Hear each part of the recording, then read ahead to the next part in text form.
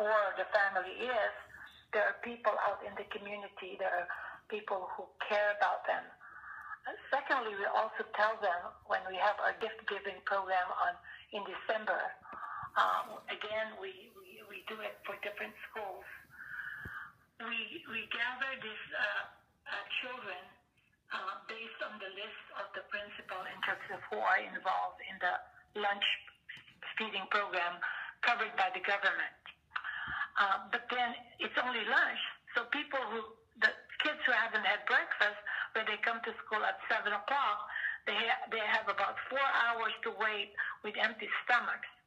But anyways, in gift giving, before Christmas, we encourage the children, we ask children questions like, for example, why do you celebrate Christmas? What is important? And so we also try and instill in them a knowledge of God or somebody powerful. We're not evangelizing per se, but we're saying, first of all, we celebrate Christmas because Jesus Christ was born. But also that when we give and care for each other, that is how we spread love.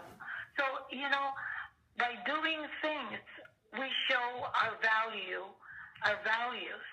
in terms of being grateful for what we have, in terms of making sure that if we have, we also can spread the love to others, and by being examples to them, hopefully the children not only get fed, but they also feel cared for, and they also feel that when they grow up, they can do the same thing.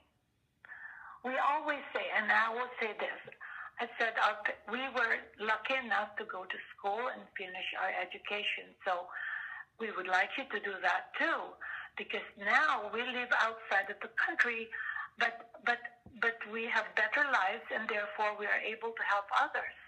So in the future, if you study well, and if you do well, then you can do this too.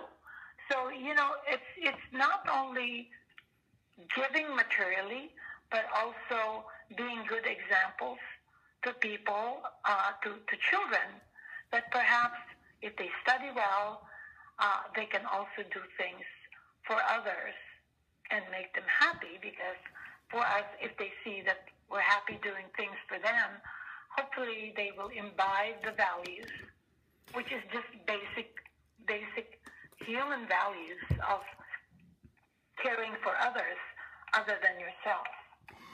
I guess in the future, in terms of the church, I'm active in church also because I take care of about 20 old people that I bring communion to on Sundays.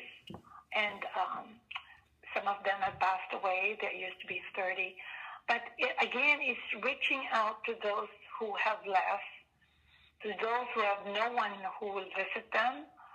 I think that's, the core of nursing and a human being is just to be caring and compassionate for other people, because you always look at yourself and what you have, not what you don't have, but what you have and what you can share.